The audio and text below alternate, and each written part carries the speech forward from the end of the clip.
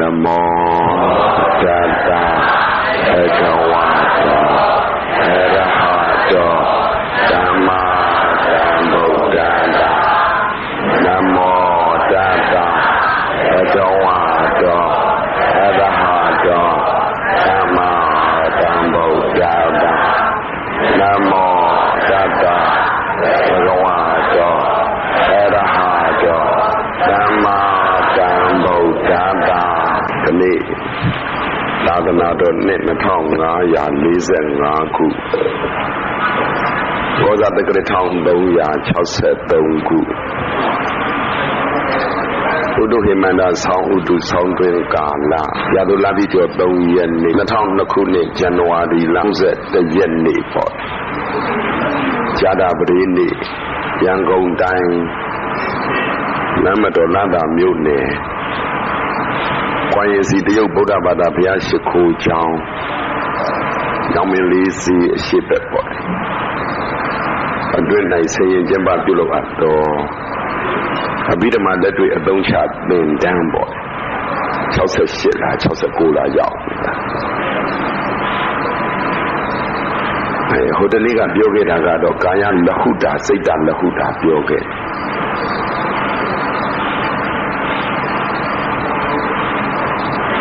ဒန္တတာဥပဌာနံမလေးမလံမနေကံကုန်ပြီးအဖြစ်ဖြင့်ယောဂီတို့ဉာဏ်အားထင်လာကုန်၏တဲ့နည်းနည်းလေးဖြားနေတယ်နည်းနည်းလေးအတန်ကဝင်နေတယ်တကူလုံးလည်းသုံးစားမရတော့အနားနဲ့တော့အဲ့ဒါအဆင်ပြေတယ်လို့နားထောင်ပေါ့လေကာယစိတ်တပဋ္ဌာနာကိုယ်စိတ်နှစ်ပါးလျင်နီးစွာတော့အကြောင်းရှိကုန်၏ဒီနေ့မှာကိုယ်စိတ်နှစ်ပါးဆိုတာကကာယဆိုတာကစေတသိက်ကာယကိုပြောပါတယ်ကာယ ानु ပဒနာတတိပဋ္ဌာန်ဒီနေ့မှာတော့ဆရာတော်ကြီးကကိုယ်စိတ်လို့ဒီလိုပဲပြထားတာပေါ့လေကိုယ်စိတ်နှစ်ပါးလျင်နီးစွာတော့အကြောင်းရှိကုန်၏ဌိနမိတ်တာပစ္စနိကာဌိနမိတ်တာပြဋ္ဌာန်းသောကိလေသာတို့ဤဆန့်ကျင်မဲ့ဖြစ်ကုန်၏ဌိနမိတ်တာပြဋ္ဌာန်းတဲ့ဆိုတာပဓာနာကြတယ်ခေါ်ပါတယ်ပဓာနာကြတယ်ခေါ်ပါတယ်ပဓာနာနဲ့ပြဋ္ဌာနာနဲ့တူပါမယ်ဒီလဟုတန်ဤအစွမ်းကြောင့်ရူပကာယလည်းလျင်မြန်ပေါ်ပါ၏ကုသိုလ်စိတ်ဖြစ်နေသောအခါခန္ဓာကိုယ်ပေါ်ပါဖို့ဥပ္ပိကာပီတိအကူညီရသောအခါကောင်းကင်သို့ပင်ပြန်တက်နိုင်ပုံများကိုထောက်၍ဤလဟုတာစေတသိက်များဤတတ္တိကိုသိပါဒီနေရာမှာကတော့နည်းနည်းလေးစဉ်းစားမယ်အမှန်ကတော့စောစောကပြောလိုက်မလို့ပေါ့လေစဉ်းစားတတ်တဲ့သူတွေပါရင်လို့ပြောမလို့ပေါ့လေအဲကျတော့စဉ်းစားတတ်တဲ့သူပါနေရင်လို့ပြောတော့လူတပည့်တော်တို့လည်းစဉ်းစားတတ်တာပဲလို့ပြောရင်နှိမ်သဘောဖြစ်သွားမှာဆိုလို့စဉ်းစားမိမဲ့သူပါရင်ဒီနေရာမှာနည်းနည်းပြောချင်ပါလေ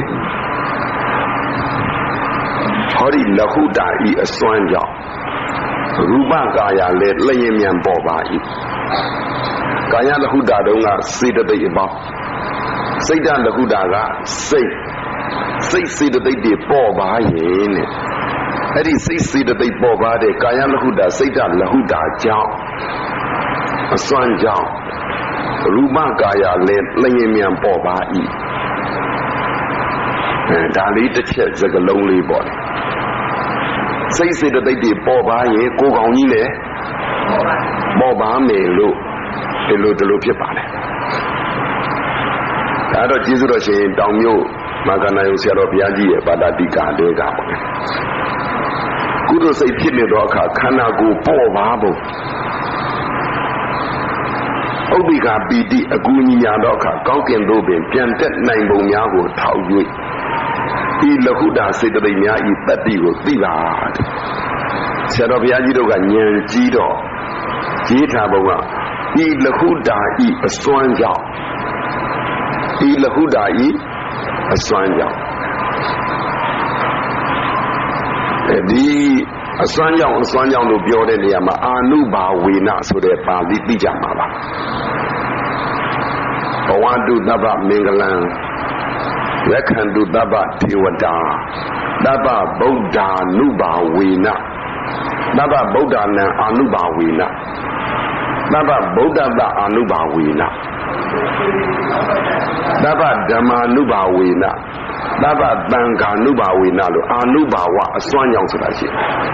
ဘဝတုသဗ္ဗမင်္ဂလာမင်္ဂလာဖြစ်ပါစေတိုးပွားပါစေလက်ခံတုသဗ္ဗဒေဝတာအလုံးစုံနတ်တွေကစောင့်ရှောက်ပါစေဘဝတုသဗ္ဗမင်္ဂလာလက်ခံတုသဗ္ဗဒေဝတာသဗ္ဗဗုဒ္ဓနုဘာဝေနအလုံးစုံသောဘုရားရှင်ကိုယ်တော်မြတ်ကြီးတို့ဤတကိုးတည်သောအစွမ်းကြောင့်ဒါကြဆရာကြီးကြီးညိုဖို့ကောင်းတာကဒီနေရာမှာနှမျိုးဖွင့်ပါအလုံးစုံသောဘုရားရှင်ကိုယ်တော်မြတ်ကြီးတို့ဤတကိုးတည်သောအာနုဘောကြောင့်၎င်းမိမိကိုယ်တိုင်ဘုရားကိုယုံကြည်ပြီးတော့ပွားများထားတဲ့ဗုဒ္ဓနုတ္တိအစွမ်းအလုံးကြောင့်၎င်းနဲ့အာနုဘာဝကိုနှမျိုးပြပါတယ်ဘုရားကြောင့်မို့လည်းပဲမင်္ဂလာရှိတယ်နတ်တွေစောင့်ရှောက်တယ်ကိုဗုဒ္ဓနုတ္တိအစွမ်းကြောင့်လည်းပဲမင်္ဂလာရှိတယ်နတ်တွေစောင့်ရှောက်တယ်ဘယ်ဟာကမှန်လဲနှမျိုးလုံးမှန်တယ်ကပြောလိုက်ပေါ့မိမိတို့ကဘုရားစင်ပေါ်ကဘုရားအားကိုးမှလားကိုဗုဒ္ဓနုတ္တိအားကိုးမှလားအဲ့လိုပြောတာပဲအဲ့လိုပြောတာပဲသဗ္ဗဓမ္မာနုဘာဝေနအလုံးစုံသောတရားတည်သောအာနုဘောကြောင့်၎င်းကိုယ်တန်တမှာရှိတဲ့ဓမ္မနုတ္တိစွမ်းအားကြောင့်၎င်းနှမျိုးပြပါတယ်လောကမှာရှိတဲ့တရားတွေကိုအားကိုးမှလားကိုယ်တရားအစွမ်းအားကိုးမှလားကိုရထားရှိထားသိထားပိုင်ထားနိုင်ထားလက်စုပ်လက်ကင်မိမိရထားတဲ့တရားအားအစွမ်းကြောင့်မင်္ဂလာရှိတာတရားအားအစွမ်းကြောင့်နတ်တွေစောင့်ရှောက်တာသဘောပေါက်လားမသိဘူးဒါနဲ့ဘုရားစင်ပေါ်ကဘုရားကလားရွှေတကုံဘုရားကလားဆွေတော်လေးစုကလားကိုယ့်ရဲ့ဗုဒ္ဓနုတ္တိအားအစွမ်းလားဗုဒ္ဓနုတ္တိအားအစွမ်းလားပဒါန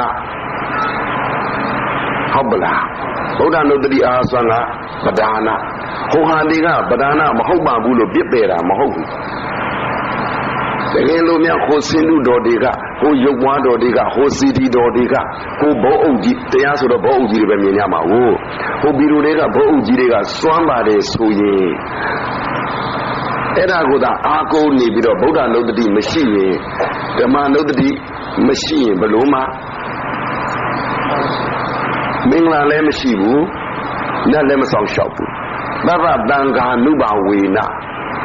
သံဃာတော်လည်းဒီတိုင်းပေါ့ဟိုတန်ဃာတွေဟိုတန်ဃာမမြင်မဘုန်းကြီးမြင်တာများတယ်ယဟန်မြင်တာများတာအဲ့ဒီပုဂ္ဂိုလ်တွေကဆိုတဲ့အာအစွမ်းတဲ့ကိုကတန်ဃာကိုကြည်ညိုတဲ့အာအစွမ်းကြောင့်မင်္ဂလာရှိတာပါနတ်တွေကစောင့်ရှောက်တာပါပဒါနအပဒါနလို့ခေါ်ပါတယ်ဘုရားဘုရားတရားတန်ဃာယန္နာမြတ်၃ပါးကလည်းအကြောင်းအထောက်ပံ့ကတော့ရှိပါတယ်မရှိဘူးမဟုတ်ဘူးတကယ်အာအစွမ်းကအဲ့ဒါအခုလည်းပဲခန္ဓာကိုယ်ကြီးပေါ်သွားတယ်ဆရာတော်ဘုရားကြီးပြောတာကကုသိုလ်စိတ်ဖြစ်နေသောအခါခန္ဓာကိုယ်ပေါ်ပါဖို့ကာယလဟုတာစိတ်တလဟုတာစိတ်စေတသိက်တွေပေါ်ပါရင်လည်းပဲကိုယ်ကောင်ကြီးလေဘာဖြစ်လဲပေါ်ပါတယ်ကိုယ်ကောင်ပေါ်ပါတယ်ဆိုတာဟိုနေ့ကပြောခဲ့ပြီးပြေးတာလွှားတာပေါ်ပါတာလားဟိုက်ချံခုံတာပေါ်ပါတာလားဟုတ်တယ်မလားအမြဲကုန်နေရှိတယ်လေအလျားကုန်နေရှိတယ်လေအဲ့လိုပေါ်ပါတော့မျိုးပြောတာလား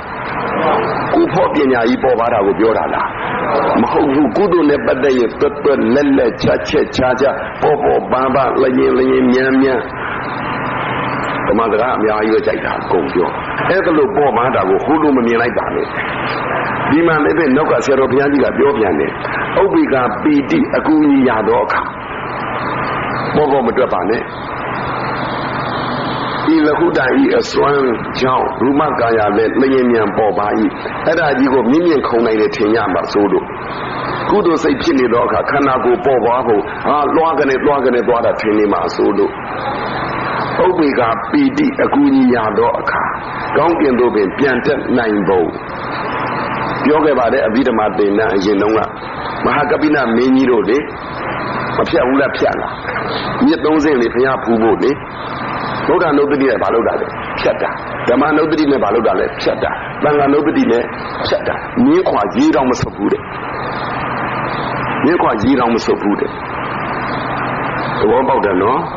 ဒါနဲ့လူတွေထင်းနေကြကတခုခုများအုံဖွက်ရွရင်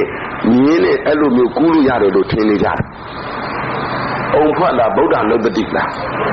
အုံဖွက်လားဓမ္မနုပတိလားအုံဖွက်လားသံဃာနုပတိလားအဲ့ဒီကြတော့အုံဖွက်လဲဝါဒနာပါတယ်ဗုဒ္ဓဓမ္မသံဃာနုပတိလဲဝါဒနာပါတော့အုံဗုဒ္ဓံတရဏံဂစ္ဆာမိဖြစ်ကုန်ရောအုံဓမ္မံတရဏံဂစ္ဆာမိဖြစ်ကုန်ရောအုံသံဃံတရဏံဂစ္ဆာမိဖြစ်ကုန်ရောအုံဖွက်က ဗုဒ္ဓံတရဏံဂစ္ဆာမိကဗုဒ္ဓံတရဏံဂစ္ဆာမိပါဘုန်းကြီးကပဲအမေးဖြေမှာပြောမိပါလေတယ်တရားချီတာလေနောက်ဆုံးကြတော့ဘုရားရေရရာတဲ့ရေရရာမှာဘုရားရေရရာရှိမလားကကုသိုလ်လုပ်တာဘုရားရေရရာပေါ့တယ်ဘာကုသိုလ်လုပ်တာကုသိုလ်လုပ်ပါဘာလို့ဘုရားရေရရာလို့ပြောမလဲခုတနေ့ကတော့ပြောခဲ့ပါတယ်ရေရရာချီပါလို့ရေရရာချီသမျှကုသိုလ်ကြည်တယ်လို့ဟုတ်လားရေရရာချီသမျှလုံရဲလုံဝုံလုံကြည့်ကမ္မတက္ကတာတမ္မာဒိဋ္ဌိကြောင့်ဖြစ်တဲ့ကုသိုလ်များအခုကြည်ပြက်ပါရှိတော့ကမ္မတက္ကတာတမ္မာဒိဋ္ဌိကုသိုလ်ကြောင့်ကြည်ပြက်သွားပါတယ်ကြတရားချီလို့ဆိုရင်ဇာနာတမ္မာဒိဋ္ဌိတို့မေဃတမ္မာဝိပဿနာတမ္မာဒိဋ္ဌိတို့မေဃဖလအကုန်ကြည်မှာဟုတ်လားကိုဒါတော့ပြောမရဘူးလေဖျားတဲ့နာတယ်ဆိုရင်လေကိုအထီကျိုးလေးတော့မလုပ်ရမှာတော့ဟုတ်တယ်မို့လားဖျားလေးပါလေးပြန်ကြည့်ကိုပြောင်းပြန်ကြီးများဟိုအထက်အောင်များလောက်တာလားဖျားနေအဲ့ဒါတွေကကြည့်ဘာလုပ်ပေးရမှာလဲအဲ့ဒါအယူထားတာလှည့်ပေးမယ်လုပ်မနေနဲ့ဘုဇင်းတို့အရှင်သာရိပုတ္တမထေရမြတ်ကြီးရှိခိုးကြီးအရှင်သာရိပုတ္တမထေရမြတ်ကြီးအိတ်လို့ရှိရင်အရှိဘက်ကောင်းထားအိတ်လားတောင်ဘက်ကောင်းထားအိတ်လားအနောက်ဘက်ကောင်းထားအိတ်လားမြောက်ဘက်ကောင်းထားအိတ်လားဘယ်လိုကြားဘူးလဲကြားဘူးလားသူဆရာရှိတဲ့ဘက်ကိုအရှင်အတ္တစီမထေရမြတ်လည်းဆရာလေအဲ့တော့သောတာပန်ဖြစ်တာကိုဤဓမ္မဟိတုပ္ပဘဝနဲ့ပွဲပြီးတာကိုဘုရားရှင်ကိုယ်တော်မြတ်ကြီးရှိတဲ့နေရာကတော့ဒါထားပြောမနေနဲ့တော့ပေါ့လေဒါတော့ဆက်ရပေါ့အရှင်အတ္တစီမထေရမြတ်ကြီးကြောင့်ဒီသာသနာနယ်ကိုရောက်လာတာနှုတ်မွေသိသိနဲ့ပြီးသွားမှာကိုအဲ့တော့ရှိခိုးရင်အရှင်အတ္တစီမထေရမြတ်ကြီးဘယ်ဘက်အရက်မှာတရင်သုံးနေတဲ့ဒါတွေသိနေတာသိနေအဲ့ဒီဘက်ကိုမလုပ်လဲ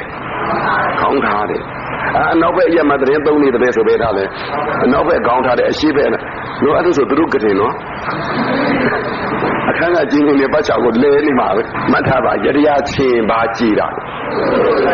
ကုသိုလ်ကြည်ရင်ဘာပဲဖြစ်မှာတော့ဆိုရင်အကုသိုလ်ပဲအကျိုးပေးမှာလုံးကြည့်တတိရှိလုံးကြည့်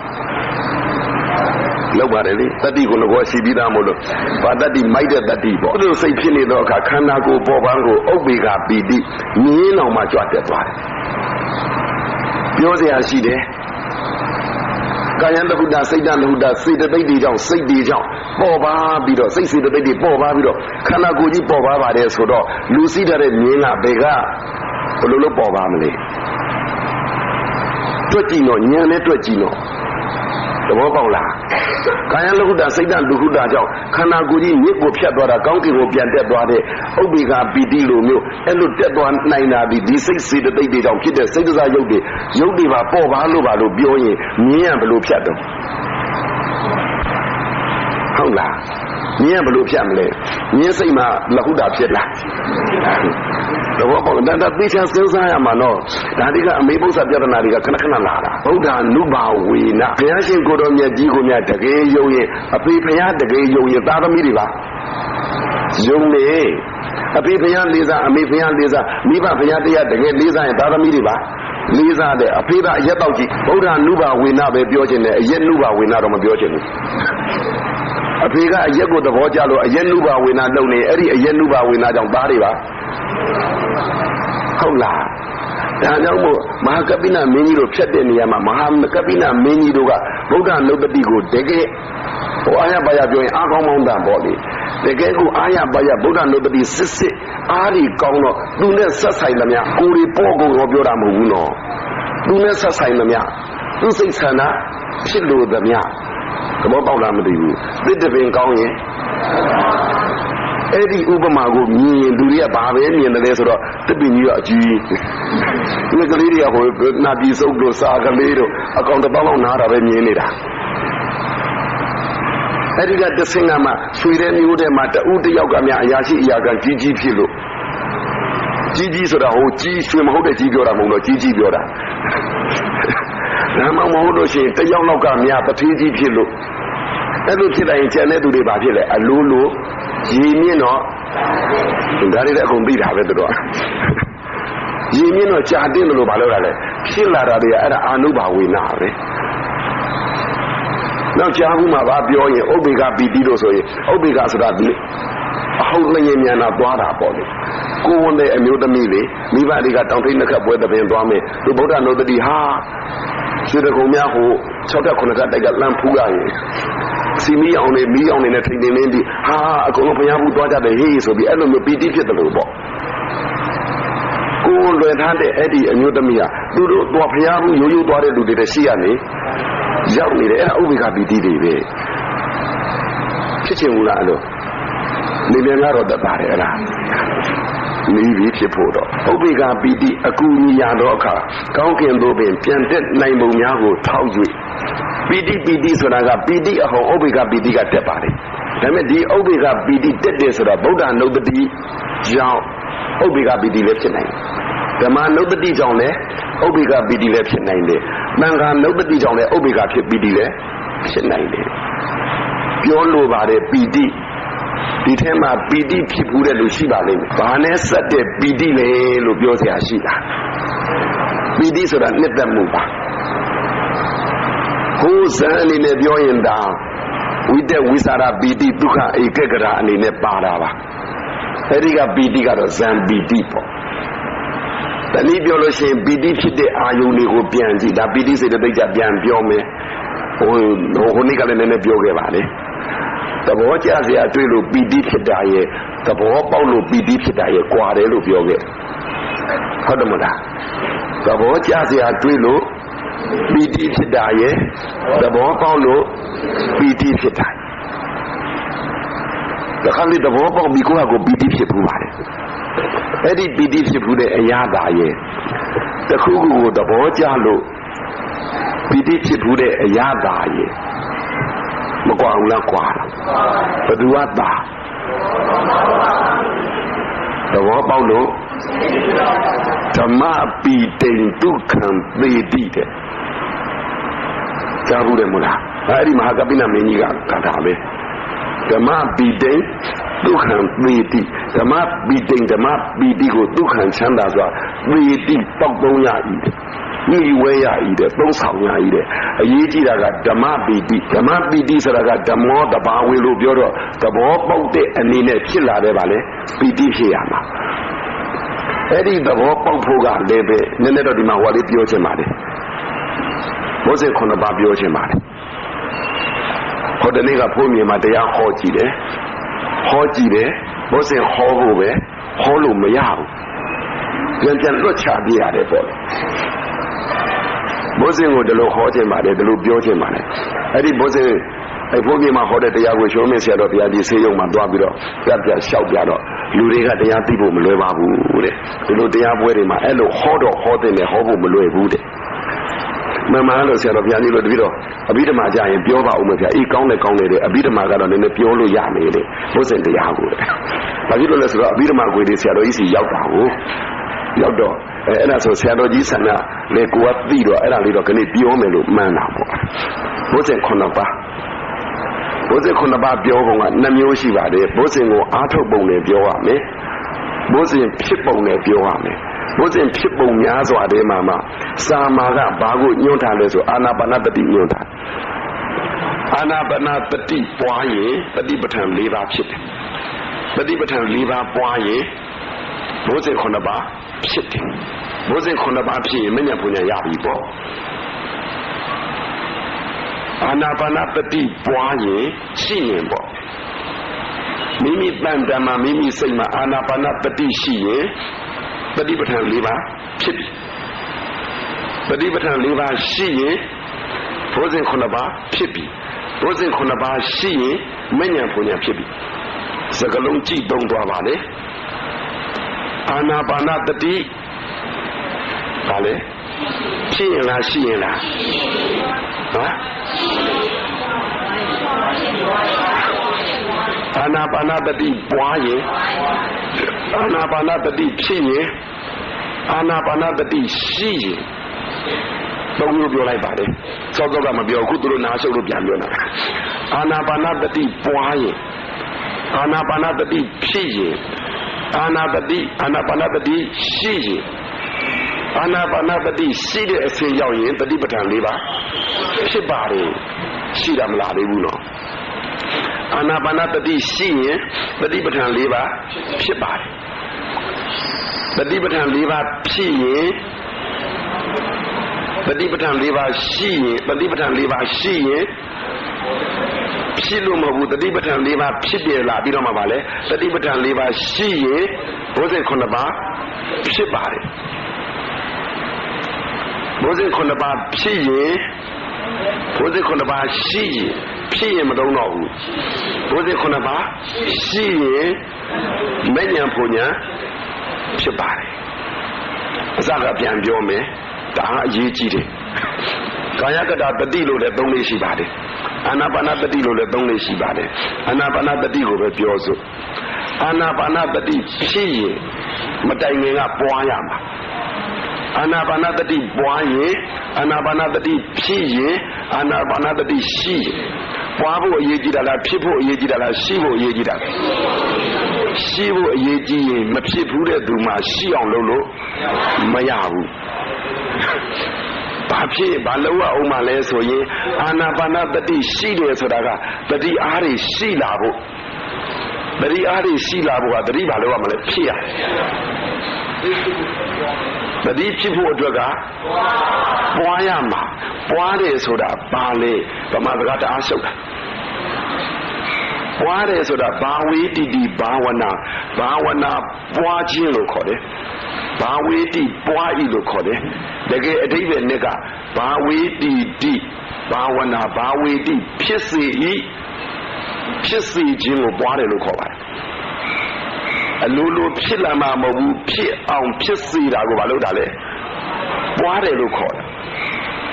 တတိကအလိုလိုဖြစ်ရောထုံးစံမရှိဘူးအဲ့ဒီအလိုလိုဖြစ်ရောထုံးစံမရှိတဲ့တတိကိုဘာလို့ပြရမလဲဖြစ်စေတာ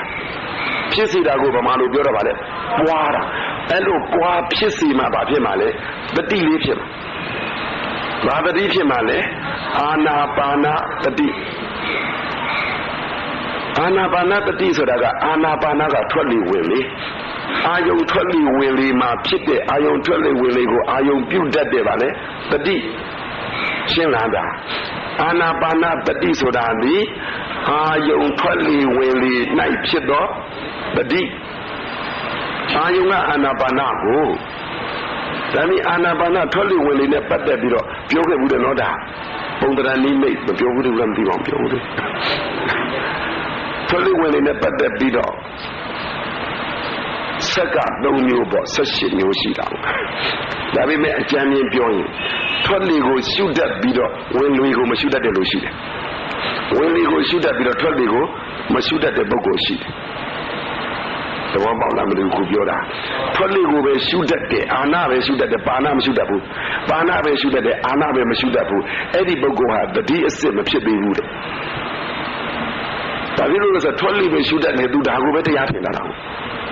တကယ်တမ်းတတိရှိလာပြီတတိဖြစ်လာပြီဆိုရင်ထွက်လေလည်းပဲအရေးမကြီးတော့ဘူးဝင်လေလည်းအရေးမကြီးတော့ဘာလေးဖြစ်ဖို့အရေးကြီးတာလဲတတိဖြစ်ဖို့အရေးကြီးတာကိုကထွက်လေကိုတော့ရှုတတ်တယ်ဝင်လေရှုမရဘူးဝင်လေကိုတော့ရှုတတ်တယ်ထွက်လေကိုရှုမရဘူးသဘောပေါက်လားမသိဘူးဒါတကယ်လည်းလုံးကြည့်မှရတာနော်အဲ့လို့ဆိုရင်ကိုဘာလိုနေတာလဲတတိအစ်စ်လိုဘာဖြစ်လို့လဲဆိုရင်ကိုဆိုင်ကဒီထွက်လေလေးကိုပဲဂရုစိုက်တယ်ထွက်လေအစစ်မဟုတ်ဘဲနဲ့ဒါလေးကိုပုံဖော်နေတတိပါဖြစ်နေတယ်ပျောက်နေတယ်ထွက်လေကိုပဲဖော်လို့တတ်တယ်ဝင်လေကိုဖော်မတတ်ဘူးတကယ်တတိအစစ်ကလေးသာဖြစ်လာရင်ထွက်လေလေးလည်းသူဘာလုံးမှလဲသိမှာပဲဝင်လေလေးလည်းသဘောပေါက်လားမသိဘူးရှင်းတယ်နော်ဒါစာတဲ့ဆိုတာကထွက်လေကိုဂရုစိုက်ပြီးဝင်လေမှာတုံလို့ရင်ပရိစိမ့်မဟုတ်ဘူးဝင်လေကိုတော့သူသိနိုင်ပြီးတော့ထွက်လေကိုတုံလုံးတယ်ဆိုတော့ရှုမတတ်ရင်မော်လို့နားလည်အောင်သဘောပေါက်လားဒါအဲ့လိုပါပဲအများကြီးပေါ့ကျန်တဲ့နာတွေနည်းညံ့တာတွေပါလေအများကြီးလဲဟောပေါ့ထွက်လေဝင်လေနှမျိုးလုံးကိုပိုင်ပါပြီတဲ့မြင်နိုင်ပါပြီတွေ့နိုင်ပါပြီတဲ့တတိရှိတဲ့စိတ်ကလေးက ဒါပေမဲ့ထွက်လေဝင်လေရဲ့ထွက်လေဝင်လေဆိုတာကိုပဲသိတယ်ပုံတံကိုမသိဘူးအရွယ်အစားကိုမသိဘူးစာလို့ပြောရင်နိမိတ်ပေါ့ထွက်လေကိုရှုနိုင်တယ်နိမိတ်ကိုမတွေ့ဘူးနိမိတ်ကိုရှုနိုင်တယ်ထွက်လေကိုမတွေ့ဘူးဝင်လေကိုရှုနိုင်တယ်နိမိတ်ကိုမတွေ့ဘူးနိမိတ်ကိုရှုနိုင်တယ်ဝင်လေကိုမတွေ့ဘူးဆိုရင်အဲ့ဒါလိုမျိုးလဲတတိအားမကောင်းဘူးဒီနားလေအောင်ကြံမြင်ပြောမယ်တကယ်အားထုတ်ရင်ထွက်လေကအရေးကြီးတာလားဝင်လေကအရေးကြီးတာလားပုံမှန်တန်နိမိတ်တွေကအရေးကြီးတာလားနေရအရှိအတူအစအလယ်ဆုံးကအရေးကြီးတာလားတတိကအရေးကြီးတာလားအဲ့ဒီတတိလေးဖြစ်မှမောင်မင်းကြီးကတတိပဋ္ဌာန်ကဖြစ်နိုင်တာတဲ့အာနာပါနာလေးထင်ရှားယုံနဲ့တတိပဋ္ဌာန်တွားကိုမကူးလိုက်စမ်းမှလည်းအောင်တယ်တတိပဋ္ဌာန်၄ပါးလုံးဖြစ်ဖို့ပြောတာနော်ရှင်းလာတာအာနာပါနာတတိလေးမှာဝင်လေလေးတွေ့ယုံနဲ့တတိမဖြစ်မဟုတ်ဘူးထားလိုက်ဖြစ်တယ်ထွက်လေလေးတွေ့ယုံလေးနဲ့တတိမဖြစ်မဟုတ်ဖြစ်တယ်အာနာပါနာပွားမှာအာနာပါနာတတိဘာလို့မလဲဖြစ်မယ်အာနာပါနာတတိပွားမှာအာနာပါနာတတိဖြစ်မယ်အာနာပါနာတတိဖြစ်မှာအာနာပါနာတတိရှိမယ်အာနာပါနာတတိရှိမှာတတိပဋ္ဌာန်ကိုကူးဖို့ပြောတာပါနော်တတိပဋ္ဌာန်ကိုကူးဖို့ကဝင်လေထွက်လေပုံတံနိမိတ်အရွယ်အစားအတူအရှိအဲ့ဒီအာယုန်တွေကအရေးကြီးတာလားတတိစစ်စစ်ကလေးကအရေးကြီးတာဒါနဲ့တတိအစစ်ဖြစ်အောင်ပွားလိုက်စမ်းပါတတိအစစ်ကလေးဖြစ်ပြီဆိုရင်ဖြစ်ယုံနဲ့တတိပဋ္ဌာန်မရသေးဘူးတဲ့လေးမျိုးလုံးကိုပြောတာနော်ဘာလေးလုံးမှာတတိရှိရမှာဘာရှိရမှာတတိအစစ်ကိုရှိရမှာတတိအစစ်ရဲ့တတိကိုရှိရမယ်တတိအစစ်ရဲ့တတိကဘာလဲဘယ်အာယုံပေါ်ပေါ်မယူတော့ဘူးတဲ့ဘယ်အာယုံပေါ်ပေါ်မယူတော့ဘူးတဲ့သဘောပေါက်လားအာနာပါနဆိုရင်တတိပဋ္ဌာန်တဲ့ကာယတစ်ခုတည်းပဲရတယ်ကာယတော့အစအလေအဆုံးစပြီးအဖြစ်ဒီက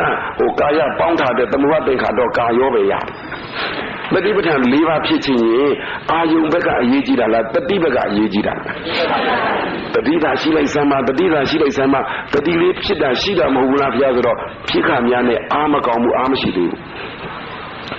တတိရှိဖို့ကဘာရှိအောင်ပြောရမှာလဲအာတတိဖြစ်အောင်ကတတိဖြစ်ခါများတတိရှိအောင်ကတတိအာဘာအားလဲဆိုတတိအစစ်ဆိုရင်အာယုံမရွေးတော့ဘူးနေရမရွေးတော့ဘူးအမူအရာမရွေးတော့ဘူးအလုံးလည်းမရွေးတော့ဘူးကေကုန်းကုန်းပြောလိုက်မယ်တရားဘာတရားမရွေးတာလဲလို့ပြောရင်ပိဋကသုံးပုံနိကေ9ရဓမ္မခန္ဓာပေါင်း7400ပြန်ချုပ်တတိရဲ့မထုကြုံရမယ့်အာယုံက၄မျိုးပဲရှိတယ်တတိအစစ်ရဲ့မထုကြုံရမယ့်အာယုံက၄မျိုးပဲရှိတယ်တတိအစစ်ကလေးသာဖြစ်လာလို့မရွေးတော့ပါဘူးဆိုဒါမရွေးလေအာယုံမရွေးနေရာမရွေးအာယုံမရွေးအလုံးမရွေးအမှုရမရွေးဣရိယာပုမရွေးဆိုရင်အာယုံမရွေးရှင်းသွားပြီအာယုံမရွေးတော့ဘာအာယုံလေးမရွေးတာလဲဆိုတော့ကာယလည်းမရွေးဘူးဝေဒနာလည်းမရွေးဘူးစိတ်လည်းမရွေးဘူးဓမ္မလည်းမရွေးဘူးလူကရွေးခြင်းအောင်တော့တတိအစစ်ကလက်မခံဘူးအားရှိတဲ့တတိကလက်မခံဘူးအခုတရားအထုတ်တဲ့နေရာမှာကိုယ်တတိနဲ့ကိုယ်နဲ့ရံဖြစ်နေကြတာတတိအစစ်ကလေးကအားရှိလာတာနဲ့အမျှဘာမှမရွေးချင်ဘူးနှာခေါင်းလည်းမရွေးဘူးဘိုင်းလည်းမရွေးဘူးရင်ဘတ်လည်းမရွေးဘူးငယ်တိတ်လည်းမရွေးဘာမှမရွေးချင်တော့ရွေးကိုမရွေးပါဘူးလေမရွေးချင်ဘူးမဟုတ်ဘူးတတိအစစ်ကအားရှိတဲ့တတိကလူကဘာမသိညာမသိနဲ့ကြာဘူးနာဝနဲ့ဘာလုပ်နေတာလဲရွေးနေတာကြာထိုင်မှဒီနေရာပဲမှတ်မှဒီလိုကိုမှတ်မှဒီလိုကိုရှုမှလို့လူကဘာလုပ်လဲရွေးနေတာနားလည်အောင်ပြောရင်တော့လူရွေးနေတာဒီကိုယ်တတိကိုတတ်တာလူကရွေးပြီးတတိမရွေးတာကိုလူကရွေးနေကိုယ်တတိကိုတတ်တာအဲ့ဒီမှာလန်ကြနေတာတွေတပုံကြီးဘယ်လောက်ထိလန်ကြကုန်လဲတို့ကကာယမှာရှုလို့ရမလေးတို့ဆရာသမားကဝေဒနာပဲတို့ကဉာဏ်ကြီးလို့တို့ကဝေဒနာပဲရှုလို့ရတယ်အမလေးတို့ကတော့ကိုယ်စိတ်ကိုကြည်ခိုင်းလို့ကိုယ်စိတ်ကိုပဲကြည်တယ်မလေးစိတ်တစ်လုံးပြီးပြီစိတ်တစ်လုံးပိုင်ပြီအမလေးဓမ္မဆိုတာကဉာဏ်ကြီးမှရတာတို့ကဓမ္မနုပဒနာပဲရှုတယ်လို့အလကားနေရင်လူကြားတဲ့ထုတ်ပြောတာဘယ်လောက်ရှက်စရာကောင်းကိုယ်မှတရားရှိမရှိရှက်စရာကောင်းတယ်ကိုယ်တတိကိုကိုယ်တတ်နေတယ်ဆိုတာအဲ့လိုလူတွေကိုယ်တတိကိုနေပုံမေးချာရမှာမလို့အပါဝါတာ ဒုက္ခဝေဒနာမှရှုတတ်တယ်ဒုက္ခစိတ်မှရှုတတ်ဒုက္ခဓမ္မမှလေးလို့ပြောဝင်ပြောဝသိတဲ့အရိယာအပေါင်းသူတော်ကောင်းတွေပုထုဇဉ်ပညာရှိတွေကပြုံးတယ်ဟောပြုံးနေဆိုတာကိုအသိပဲဖွင့်ပြအောင်မှရမယ်ပြုံးနေဆိုတာဒီလိုမျက်နှာပြုံးတာလည်းရှိတယ်ဝက်ဥရပြုံးတာလည်းရှိတယ်ပညာရှိသူတော်ကောင်းအရိယာတွေပြုံးတာကမျက်နှာပြုံးတာဘလို့သဘောပေါက်လိုက်လို့အော်ပြုံးနေပြီဟုတ်လားဝက်ဥရပြုံးသွားပြီဆိုရင်သုံးမရတော့ဘူးသူကာယမှမှန်တယ်သူဝေဒနာမှမှန်တယ်သူစိတ်ဓာတ်မှမှန်တယ်သူဓမ္မမှမှန်တယ်သူလုံတာမှမှန်တယ်ငါတို့ကဓမ္မအပါဝါတယ်ဆိုသူဘာဖြစ်နေပြီတော့မျက်နှာပြုံးလာလားဝဲဥရပြုံးလာပြောလိုက်ပါတော့ပြုံးတယ်လုံတယ်သုံးစာကိုမရတော့ဘူးပြောတာဒါပြပြလိုက်ရမှာလဲနှမျိုးတယ်နော်ဝဲဥရရှည်ရှည်လေးတွေရေးလို့ရတယ်ဘလို့မှမရဘူးချောင်းနေပြီလေပြုံးနေမှယောဂီတွေထဲမှာအဲ့လိုပြုံးနေတဲ့ယောဂီတွေတပုံကြီးပါဟုတ်လားပြုံးနေတဲ့ယောဂီတွေတပုံကြီးဘာလို့လို့ဆိုဝဲဥရပြုံးတယ်ဆိုတာအသာလေးလှည့်ကျက်လို့လားအားဖိကျလို့လားကာယဟချဟဝေဒနာဟချဟစိတ်ဓာတ်ချဟဓမ္မချအဲ့ဒါတွေပဲတူတယောက်ကခိုင်းတာနဲ့အဲ့ဒါကိုအပိမှတ်ပြီးဘာလို့တော့ဝဲဥနဲ့အတင်းကျပ်တော့ဗာဖြစ်ကုန်ဟိုဝဲဥအရစ်ကလေးတွေပြုံးလာလားအပေါ်ကဟိုကြက်ချီကလားစတားလေးပြုံးသွားတာလားအကုန်ပြုံးအကုန်ကိုပြုံးတော့ဘာမှသုံးစားလို့ကိုမရတာမဲသူတို့ဝဲဥနဲ့သူများဝဲဥပေါက်တွေတရားစာအားထုတ်တဲ့လူငယ်တွေကလေးတွေဆိုအမလိလားမင်းတို့ဒီလိုမှတရားငါတို့ကဒီလိုမှတ်တာငါတို့ကဘယ်နှစ်ရှိပြီဆိုသူတို့ဝဲဥနဲ့သွားစော့ရလားဖေးရမတို့ရပြုံးနေပြီကိုဒီလူတွေကပြုံးတာကြိုက်တာငိုတာကြိုက်တာကိုခုပြုံးမမသိခင်တော့ကဘာလို့လဲပြုံးနေတာအခုပြုံးမသိတော့ငိုရရောငါတို့အချိန်ကြီးကုန်ခဲ့ပြီဘာလုပ်လာတော့အရင်မပါပဲနဲ့ဘာလုပ်လာပြုံးပြီးတော့လှည့်နေတာကိုဘောတန်နဲ့မတွက်ပါနဲ့ဒါကဦးဇင်းတို့ကိုအကြောင်းကိုသိအောင်ရင်ဆက်ပြောခြင်းတဲ့တရားကလေးနဲ့လာမှမို့လို့လျှော့ပေးလိုက်တာဘာကြောနာကြောတွေလျှော့ပေးလိုက်တာစိတ်ကြောတွေလည်းလျှော့ပေးလိုက်တာဟုတ်လားအာနာပါနတတိပွားပါအာနာပါနတတိဖြစ်စီပါဖြစ်ပါအာနာပါနတတိရှိပါတတိအားရှိပါတတိအားရှိတာနဲ့အမျှကာယဝေဒနာစိတ်ဓာတ်ဓမ္မမရွေးပါဘူးဘာဖြစ်လို့လဲဆိုတော့တတိအားရရှိတဲ့စိတ်ကလေးမှာပဲအနုတ္တယကတဏှာများတယ်ဉာဏ်အားကနဲတယ်ဆိုရင်ကာယသိတာပါပဲအနုတ္တယလို့သုံးပါနဲ့နော်ဒီစိတ်ထဲမှာတတိရှိတဲ့စိတ်ထဲမှာလဲပုထုဇဉ်တဘာဝအနုတ္တယမကိန်းဘူးလားအနုတ္တယကိလေသာဆိုတာရှိတယ်လေဝိတိကမကိလေသာတို့ပရိယုဌာဏကိလေသာတို့အနုတ္တယကိလေသာတို့သုံးပါရှိတာကိုသဘောပေါက်တယ်နော်ဒါမြင်ဒီတတိရှိတဲ့စိတ်ထဲမှာပဲတတိရှိတဲ့စိတ်ကတော့ဝိတိကမတော့မလာဘူးလေပရိယုဌာဏလည်းဒီလောက်မဖြစ်ဘူးလေဟုတ်လားတကယ်တတိအစစ်ဖြစ်နေဘာလေးကတော့ရှိလေအနုတ္တယတဏှာအားကများရင်ဘာဖြစ်ဖြစ်ကြိုက်တတ်ရင်ဘာဖြစ်ဖြစ်ကြိုက်တတ်ရင်ဉာဏ်ကလည်းနေရင်ကာယရှုတယ်ရှုဆိုလို့ကိုယ်ကရှုရမှာမဟုတ်ဘူးကာယနဲ့တင့်တော်တာပြောတာကာယဆိုတာအတုပကမ္မထံလိုမျိုးပေါ့အတုပဆိုရင်တဏှာများတဲ့သူလည်းမကြိုက်ဘူးလားကြိုက်တာကြိုက်တယ်မြင်လိုက်တာနဲ့ကိုသူကတဏှာကနောက်ဆုတ်ပြေးတာဒါဒီပฏิပဒံ၄ပါးပြောခဲ့ဘူးတယ်နော်ဟိုအရင်ခွေလေးမှာကြာလာပြီဒါနဲ့ကာယကိုရှုဖို့ဆိုတာလူရှုရမှာလားကိုယ်အနုတ္တယတဏှာနဲ့တဏှာများပြီးဉာဏ်နေတာနဲ့ကြိုက်မှလားပြန်ကြည့်လူဘာမှဝင်ပါလို့မရတော့ဘူးလူကဘာပါရမှလဲဆိုတော့ဘုဇင်ရဲ့အကြောင်းတွေပြောခဲ့ပါတယ်တတိဖြစ်ကြောင်း၅ပါးလူလုံးရမယ်အလုပ်ဓမ္မဝိစီယဉာဏ်ဖြစ်ကြောင်း9ပါးလူလုံးရမယ်အလုပ်ဒီကာယဝေဒနာစိတ်ဓာတ်ဓမ္မကိုရှုဖို့ကြတော့ don't slide it လုံးဝကိုဘာလုပ်လဲမရွေးပါနဲ့ don't choose ကာယဝေဒနာစိတ်ဓာတ်ဒီအာယုံ၄ပါးကိုများရွေးလို့ရမယ်ထင်သလားလေရဘူးတဲ့ဟုတ်လားရွေးနေတဲ့ဆိုကြတဲ့ကကိုရွေးတာကိုရှုလို့ရရင်ဒါအတ္တလားအနတ္တလားဒါကိုယ့်အကိုသဘောပေါက်ပေါ်လေဟုတ်လားလူလုံးလို့ရမယ့်အလုပ်ကတတိရှိတဲ့သူနဲ့ပေါင်းတတိမရှိတဲ့သူကိုရှောင်ဟုတ်လားတတိဖြစ်เสียအကြောင်းတွေပြောဆိုတရားဓမ္မတွေနာကြဆွေးနွေးဒါတွေခဏခဏပြောခဲ့ပြီးသားပါအဲ့ဒါလူလုံးရမယ့်အလုပ်တွေဒါနဲ့ဒီနေရာမှာရွေးလို့ကိုမရတော့ဘူးစိုးစိုးကအာယုံရွေးနေရာရွေးအမူအရာရွေးအလုပ်ရွေးဣရိယာပုရွေးနေအဲ့ဒါပါလေ တတိကိုလေပင်ညစ်ပြီးတော့မလုပ်နေတာလေတတ်နေတာဓာတ်နဲ့လိပတ်နေတာလို့ခေါ်တယ်အခုကာယဝေဒနာစိတ်ဓမ္မတဏှာများပြီးတော့ဉာဏ်နေရင်ကာယအနုတ္တယပေါ့တဏှာများပြီးတော့ဉာဏ်ထက်ရင်ဝေဒနာဒိဋ္ဌိများပြီးတော့ဉာဏ်နေရင်စိတ်ဓာတ်ဒိဋ္ဌိများပြီးတော့ဉာဏ်ထက်ရင်ဓမ္မပြောဘူးတဲ့ဒါထပ်ပြောမှာအဲ့ဒါလို့သူဟာနဲ့သူတပ်ပါရမြတာကိုဘုရားရှင်ကိုတော်မြတ်ကြီးရဲ့အလိုကြဖွင့်ဆိုပြခဲ့တာတွေရှိထားပြီးသားအဲ့ဒါကိုကိုမသိဘဲနဲ့အဲ့ဒါတွေအတင်းလိုက်နေလို့က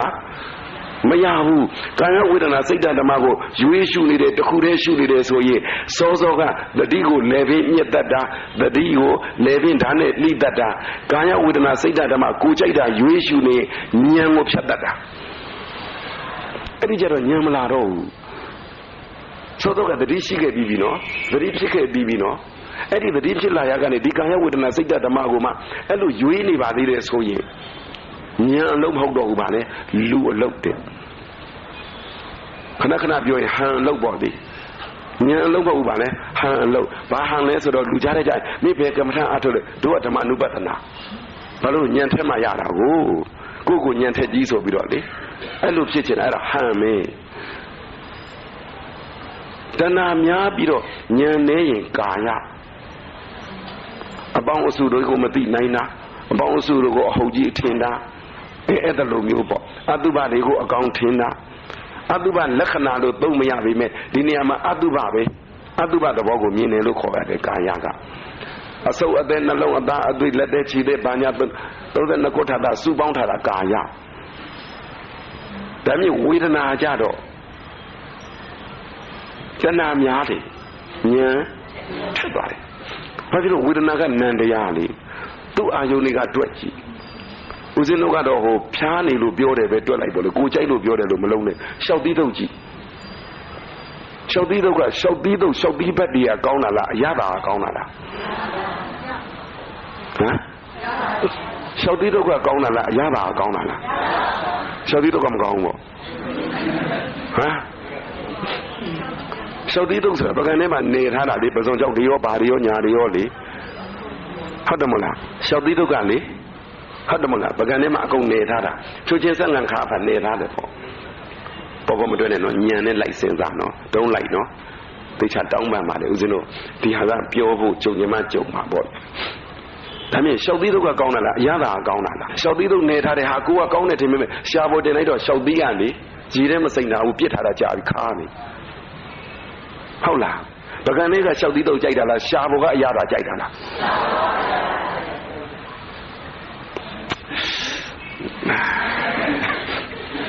ရှားဘောကအရသာကိုကြိုက်တာလားအဲ့ဒီရှားဘောကအရသာကျုံခဲ့ဘုရားတွေကိုပြန်အမှတ်ရနိုင်တဲ့သတိကြောင့်ပြန်ဖော်နေတဲ့ဝေဒနာကခံစားမှုကိုပြန်ကြိုက်တာလားပြန်ကြည့်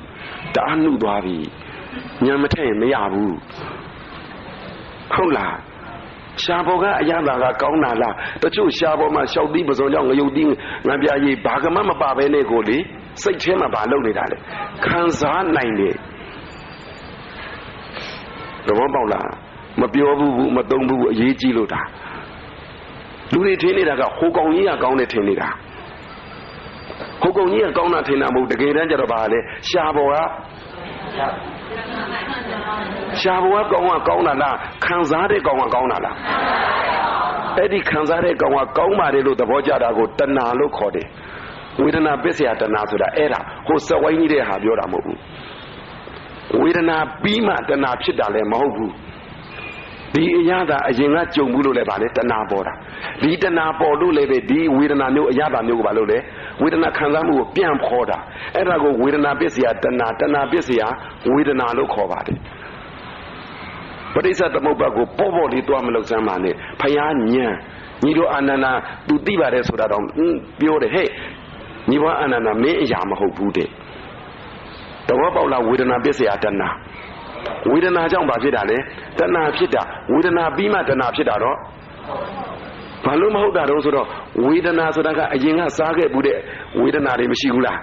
အဲ့ဒီစားခဲ့ဘူးတဲ့အရာတွေကိုခံစားတဲ့ဝေဒနာအဲ့ဒီဝေဒနာကြောင့်ကိုပြန်ဘာလုပ်တာလဲစားကျင်တာအဲ့ဒါဆိုဝေဒနာကအရင်တဏှာကနောက်မှန်တယ်ဒါပေမဲ့အခုတဏှာရှိနေတဲ့အတွက်ကြောင့်မို့ရှောက်သီးတို့ဘာလုပ်လဲ ပြန်တုတ်တယ်မတုတ်တော့မှလေရှောက်သီးတော့မလွယ်တော့ရှာထဲမှာဘုရားသာရှိတယ်ဆိုပြီးဘာလို့မှလဲခံစားမှာအဲ့ဒါကတဏှာပစ္စယဝေဒနာ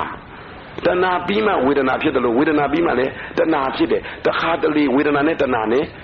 တပြိုင်တည်းဖြစ်တယ်များသောအားဖြင့်ကတော့ဝေဒနာနဲ့တဏှာနဲ့တပြိုင်တည်းဖြစ်တာကပိုသိတာတယ်ရှုပ်သွားပြီမရဘူးဒါပုစက်မဲ့ပြန်လဲမယ်ဟုတ်လားဒီလူတွေတော့ဆွဲခေါ်လို့မရပါဘူးဆိုတော့ဒီတရားမျိုးဘယ်သွားဟောမလဲဘယ်မှမဟောတော့ဘုတ်တယ်ပဲသိမ့်ထားလိုက်တာကောင်းတယ်သူတို့သိထားတာကကြည့်ဝေဒနာပြီးမှတဏှာဝေဒနာပြီးမှတဏှာဖြစ်နေတာဝေဒနာပြီးမှတဏှာလို့ကိုဟောကိုမဟောဘူးလောကသဘောသာဝေဒနာပြီးမှတဏှာဖြစ်နိုင်တယ်တဏှာပြီးမှဝေဒနာဖြစ်နိုင်တယ်တဏှာနဲ့ဝေဒနာနဲ့တပြိုင်တည်းဖြစ်နိုင်တယ်လို့ကာလအနေနဲ့ပြောလို့ရတာပြည့်ညက်ဒီကရင်ဓမ္မသဘောနဲ့ပြောရင်ဝေဒနာပစ္စယတဏှာကဝေဒနာကြောင့်တဏှာဖြစ်တာပဲရှိတယ်ဝေဒနာပြီးမှတဏှာဖြစ်တယ်လို့မပါဘူးရှင်းလာတာတလုံးနဲ့မရှင်းပါဘူးဆွဲထားတဲ့စက်ဝိုင်းကြီးဆွဲထားတဲ့စက်ဝိုင်းကြီးကချွတ်လို့မရဘူးဘလို့မှချောမရဘူးဟုတ်လားမဟုတ်ဆရာတော်ဘုရားကြီးရဲ့ဉာဏ်မဟုတ်ဆရာတော်ဘုရားကြီးဟောထားတာတွေလူမလိုက်နိုင်ဘူးဆရာတော်ကြီးကတော့တိတိချာချာကိုဉာဏ်ကြီးလို့တိတိချာချာကိုလူနားမလဲနားလဲအောင်ပြောပြတာလေဒါနဲ့နောက်ကလူတွေကဒါပြီးမှဒါဟောနေကြတာကများတာဒါပြီးမှဒါဟောတာလို့စာထဲမှာဘာကုန်မပါဘူးဘုရားလည်းမဟောဘူးဒါကြောင့်ဒါဖြစ်ပဲဟောတယ်ဒါလေးနောက်ကြုံရင်ပြောပြပါမယ်လေထားတော့ကြောင့်ဟိုဘောဇင်မရောက်ပဲနေမယ်ဘောဇင်မရောက်ရင်ကိုနေမကောင်းတာလည်းကြောက်မှာမဟုတ်ဘောဇင်ရောအောင်မှာဒါမြင်ကာယဝေဒနာပြီးတော့စိတ်တကယ်တမ်းကျတော့ဟေးငါတို့လူသားအိတ်တယ်စိတ်ကဘလို့အိတ်ရမှာတော့6တော့ကလေးဆန်ပြီးတော့လားစိတ်ကိုအကောင်လေးလို့ထင်ရတယ်ဟုတ်လားငါမှစိတ်ကလေးအမြဲရှိနေတယ်လို့ထင်ရတယ်စိတ်ကိုကိုကြိုက်တယ်လို့ထင်နေတယ်လို့ထင်နေကြတယ်အဲ့ဒါဒိဋ္ဌိတဲ့အဲ့ဒီဒိဋ္ဌိများတဲ့သူတွေကြတော့ကိုယ်စိတ်ကိုဘာလို့ လဲပြန်ကြည့်စမ်းပါတဲ့မထုလို့သူစိတ်သူဖြစ်နေတာကိုလက်သေးလေးကျွတ်တော့ဘာမှမဖြစ်ဘူးလက်သေးလေးကြိုက်ပြဘာမှမဖြစ်ဘူးသပင်လေးကျွတ်တော့တလောက်မဖြစ်ဘူးကိုယ်စိတ်ကလေးသိမာတော့လက်တစ်ဖက်ပြတ်တာကြိုက်လားစိတ်သိသွားတာကြိုက်လားဘာမှမကြိုက်ပေမဲ့လက်တစ်ဖက်ပြတ်တာသိကြီးမဆိုင်ဘူးလေဟုတ်လားလက်ခန္ဓာကိုယ်ကြီးကိုငါလို့စွဲပြီးမဲ့စိတ်ကိုငါလို့စွဲပြီးမဲ့ကိုယ်ကောင်ကြီးနဲ့စိတ်နဲ့ဘုရုပေါ်စွဲနောင်ဘဝလဲငါနောင်ဘဝလဲငါခန္ဓာကြီးကတော့ပြောင်းခြင်းပြောင်းမှသိတယ်ငယ်တဲ့ခုနဲ့ပါလေပြောင်းနေသိတယ်ဒါပေမဲ့စိတ်ကတော့မပြောင်းဘူးလို့ဘာလုပ်ခဲ့တာလဲထင်ရတာပြောလိုက်စွဲခဲ့တာအဲ့လိုစွဲတဲ့သူတွေအတွက်အစွဲကြီးလွန်အားကြီးဒိဋ္ဌိများလွန်အားကြီးဘာကြည့်ရမှာလဲဉာဏ်လာလဲနဲတယ်ဆိုရင်စိတ်ကိုရှုတယ်စိတ်ကိုရှုဆိုတဲ့စကားလုံးသုံးကိုမသုံးချင်တာစိတ်ကိုရှုလို့ပြောလိုက်ရင်ကိုကဟာနဲ့လောက်တာအဲ့လိုရှုရတာမျိုးမဟုတ်ဘူးပြောခဲ့ပါလေအာနာပါနသတိပွားတယ်ဆိုတာကလည်းဖြစ်စီအာနာပါနသတိဖြစ်စီတော့အာနာပါနသတိဖြစ်အာနာပါနသတိဖြစ်တော့အာနာပါနသတိအားရှိအာနာပါနသတိအားရှိတော့မှသတိပဋ္ဌာန်၄ပါးဖြစ်အခုကသတိပဋ္ဌာန်၄ပါးဖြစ်ဖို့ကိုမလွယ်တာနော်တကယ်တော့သတိပဋ္ဌာန်၄ပါးဖြစ်နိုင်တဲ့အာနာပါနသတိမျိုးရှိပြီဆိုရင်လေအချိန်မရွေးသတိပဋ္ဌာန်နဲ့မနေနိုင်လည်းနေနိုင်တာအာမနာပဲမေးမယ်အခုသတိပဋ္ဌာန်၄ပါးနဲ့ကြုံညာမိမိတို့ကနေနိုင်တာလားလှုပ်ယူနေရတာလားလှုပ်ယူနေကြတဲ့ကောသတိအစစ်မရှိလို့အဲ့လောက်ဟောရင်သူများကျင့်တဲ့ချိန်မှာကျင့်တတ်မယ်ဒါစာတိုင်းပြောတာပဲတကယ်တတိအစစ်ကလေးရှိလာပြီဆိုရင်အာနာပါနတတိအစစ်ကလေးရှိလာပြီဆိုရင်တကယ်ကျုံနေတာကကာယဝေဒနာစိတ်ဓာတ်ဓမ္မအပြင်ဘာရှိသေးတော့ဘာရှိသေးလို့ဆိုတော့ပညာရှိတယ်ပညာကဒီဓမ္မတွေကိုဉာဏ်လာမြင်တယ်ပညာကိုလည်းသင်ညာကမြင်နေတာပဲသိနေတာပဲဒါခဏခဏပြောဘူးပါလေဘုရားရှင်ကိုယ်တော်မြတ်ကြီးတို့ဘလို့နေသလဲကြည့်ဉာဏ်အရှင်မြတ်ကြီးတွေဘလို့နေသလဲကြည့်အနာဂံနေတက္ကဒါဂံနေသောတာပန်နေဘလို့နေသလဲကြည့်လို့မှမတတ်ပဲတကယ်ပုထုဇဉ်အရိယာပုဂ္ဂိုလ်သူတော်ကောင်းတွေဘလို့နေသလဲကြည့်ကိုပြန်ကြည့်ကိုနေကြည့်လိုက်တကယ်တတိယစိတ်ကလေးသာရှိရင်ကာယဝေဒနာစိတ်ဓာတ်မှာသူဘာကြုံနေတာပဲလေဟုတ်တယ်မလားအခုစိတ်တခဏမှာကာယကြုံရင်နောက်စိတ်တခဏမှာဝေဒနာကြုံမယ်နောက်စိတ်တခဏမှာစိတ်ကြုံမယ်နောက်တစ်ခါမှာဓမ္မကြုံမယ်အဲ့ဒီကာယဝေဒနာစိတ်ဆိုတာတကောင်းစီမဟုတ်ပါဘူးတဲ့ ဘာဖြစ်လို့လဲဆိုရုပ်တရားကိုအာယုံပြုတဲ့ခိုင်ဒီအာယုံမှာပဲရုပ်တရားနဲ့ပတ်သက်ပြီးကာယအပေါင်းမြင်တတ်တယ်ဒါမှမဟုတ်ရင်နံတရားနဲ့ပတ်သက်ပြီးတော့ကိုယ်စိတ်ကလေးကသိတာနေစေတသိက်တွေကမသိတာဘူးပါလေစိတ်ကလေးကသိတာနေရင်ဘာဖြစ်လဲစိတ်ဓာနုပဒနာပေါ့ဒါမှမဟုတ်ရင်စိတ်ကဒီလိုမသိတာပဲနဲ့ဘာကသိတာနေလဲပီတိတံဝေတိပီတိဖြစ်နေတဲ့စိတ်တိလေးတွေပေါ့လေဟုတ်တယ်မလားဒါမှမဟုတ်ဟိုတူဖြစ်တဲ့ဝေဒနာနဲ့ပတ်သက်တာမျိုးဒုက္ခဝေဒနာတို့ဒုက္ခဝေဒနာတို့ဥပ္ပခဝေဒနာတို့ဝေဒနာစိတ်တိတွေထင်ရှားရင်ဒါပါလေဝေဒနာနုပဒနာပေါ့အဲ့ဒါတွေကိုကိုကဘယ်သူထင်ရှားအောင်ဘယ်သူမထင်ရှားအောင်လို့အာယုံလုံးလို့ရမလားအာယုံကိုလုံးမရတယ်လို့ကိုယ်တတိကလည်းဟေးထင်ရှားတဲ့ကောင်မှလိုက်ရှုမယ်လို့ရွေးလို့လေမရဘူးကိုယ်တတိလေးအစစ်ဖြစ်ပြီးတော့မှကိုကတဏှာနေသလားတဏှာများသလားတဏှာနေတယ်မရှိပါဘူးဒိဋ္ဌိညာလားတဏှာများလားဉာဏ်ထက်သလားဉာဏ်နေသလားလို့ဒါလေးပေါ်မူတည်ပြီးတော့သူကပါလေအာယုံတိုင်းဟာဒါပါပဲကာယလည်းဒါပဲဝေဒနာလည်းဒါပဲစိတ်ဓာတ်လည်းဒါပဲဓမ္မလည်းဒါပဲပြောလို့သာဉာဏ်တော်ကြီးနဲ့ခွဲခေါ်နေရတာကာမတောဝဒိဋ္ဌတောဝအဝိဇ္ဇာတောဝကာမတောဝဘဝတောဝဒိဋ္ဌတောဝအဝိဇ္ဇာတောဝအာတောဝ၄ပါး၄မျိုးကွဲလို့တတိပဋ္ဌာန်၄မျိုးကွဲတာကာမောကဘဝကဒိဋ္ဌောကအဝိဇ္ဇောကဩက၄မျိုးကွဲလို့တတိပဋ္ဌာန်၄မျိုးကွဲတာကုမကာမဩကအမြုပ်များသလားဘောကအမြုပ်များသလားဒိဋ္ဌောကအမြုပ်များသလားအဝိဇ္ဇောကအမြုပ်များသလားလို့တရားကဟောမကုန်ဘူးကိုယ်ကိုယ်သဘောပေါက်ဖို့အရေးကြီးတယ်ကိုယ်ကိုယ်သဘောပေါက်လိုက်တော့အခုစိတ်တခဏကကာယနဲ့တင့်တော်တဲ့တဏှာများဉာဏ်နဲ့ဖြစ်ပြီးမဲ့နောက်စိတ်တခဏကဟောဝေဒနာနဲ့တင့်တော်တဲ့တဏှာများဉာဏ်ထက်ဖြစ်ခြင်းလေဖြစ်တာတကယ်လို့များကိုကအဲ့ဒီသဘောတွေကိုမသိပါဘူးမကြားဘူးပါဘူးဆိုရင်မကြားဘူးပဲလေများကာယကြီးပဲတဏှိကုန်ချနေရင်သဘောပေါက်ဘလောက်ကြောက်เสียကောင်းလဲတရားအတွက်ဘလောက်ကြောက်เสียကောင်းလဲ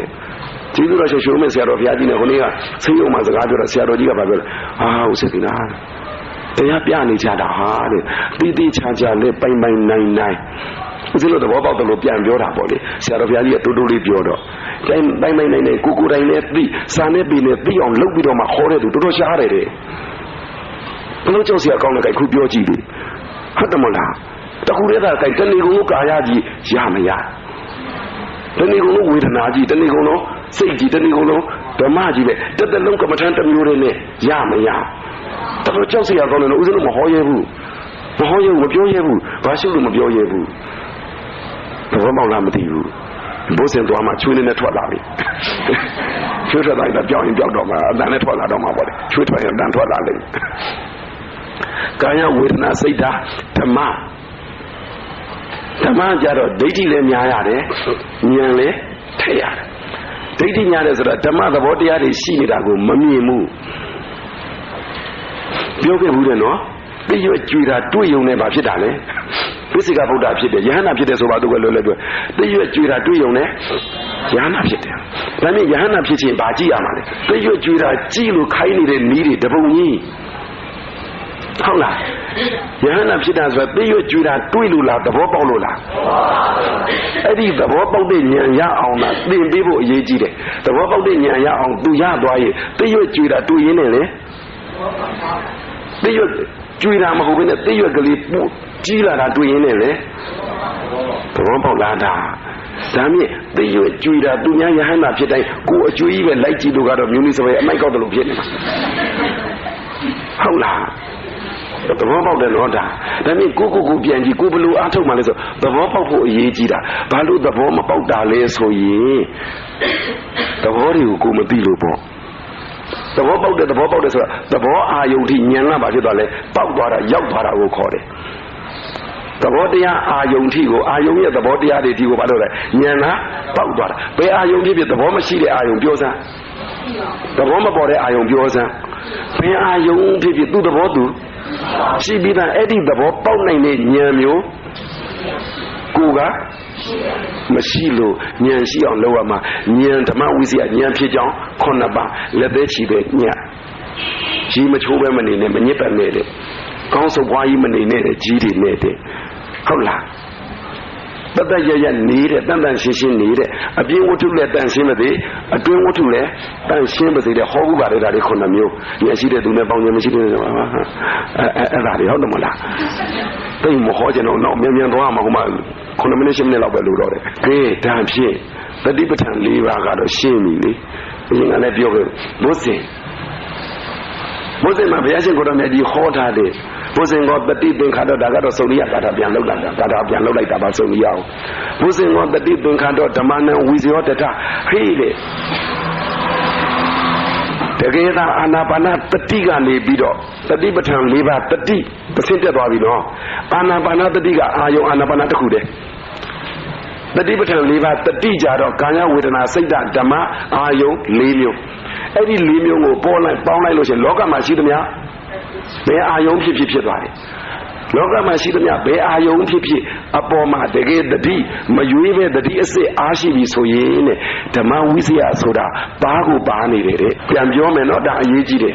ကာယဝေဒနာစိတ်ဓမ္မဘယ်အာယုံမှမရွေးတော့ပဲနဲ့တလောကလုံးလောကနဲ့ဆက်ဆိုင်တဲ့အာယုံမှန်သမျှရုပ်အာယုံနာအာယုံဘယ်ခန္ဓာအာယုံဘယ်အာယုံပေါ်မှာပဲဖြစ်တတိအစစ်ကလေးရှိပြီဆိုရင်အစစ်နော်